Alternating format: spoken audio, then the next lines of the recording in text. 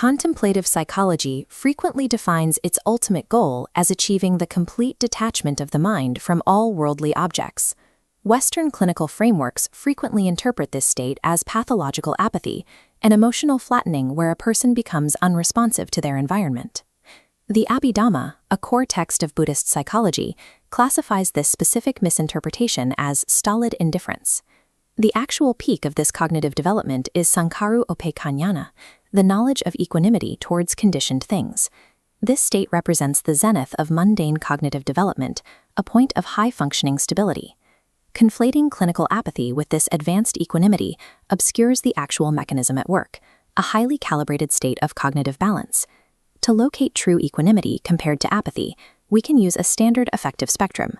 This chart maps physiological arousal vertically against emotional valence horizontally. An untrained mind oscillates between leaping toward agreeable stimuli and recoiling from disagreeable ones. Apathy occupies the center, neutral valence and low arousal. The system is inert. Saṅkhārupekkhā Ñāṇa sits high on the arousal axis, while locked to the zero line of valence, a state of thermodynamic balance. This requires intense intellectual and ethical impartiality to keep the mind energized without tipping into a reaction. True equanimity is a hyper-engaged cognitive architecture, distinct from the low arousal state of withdrawal.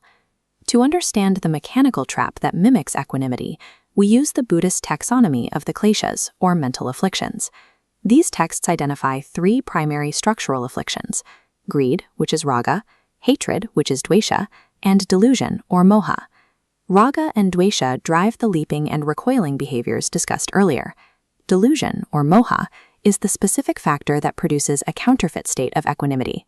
Moha acts as an obfuscating layer over the mind's sensorium, preventing the accurate ascertainment of reality.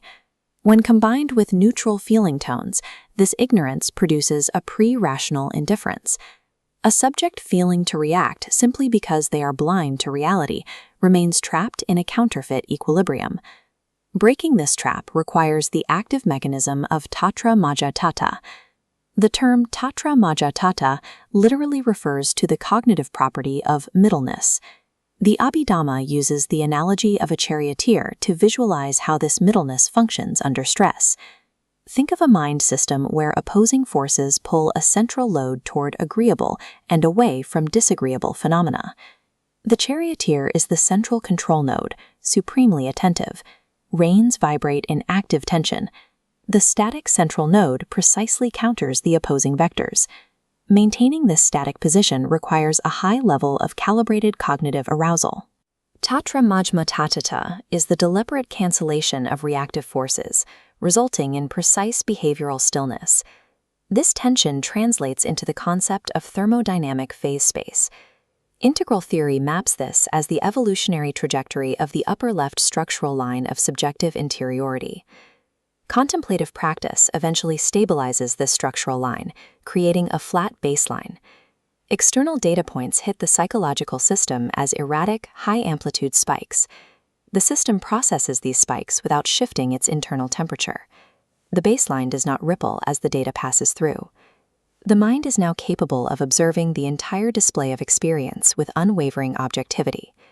This thermodynamic balance is the mechanical signature of Saṅkhārupekkhā Ñāṇa, processing data without suffering energetic displacement.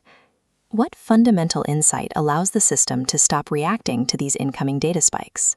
It relies on the concept of dependent origination, also known as emptiness. All phenomena are empty because they completely lack inherent existence, or an independent essence, a property known as svabhava. The experiential perception that svabhava is absent connects directly to the cessation of cognitive reactivity. With no inherent essence to grasp, the mind naturally stops leaping toward objects. With no inherent essence to push away, the mind naturally stops recoiling from them. The perception of emptiness provides the cognitive framework required to sustain true thermodynamic balance.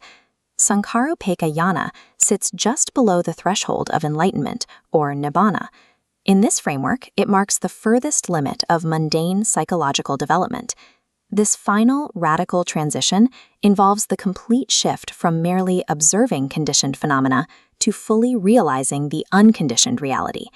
This state of active impartiality acts as the necessary launching pad for consciousness. By mastering the active architecture of equipoise, the mind can transition into supramundane liberation.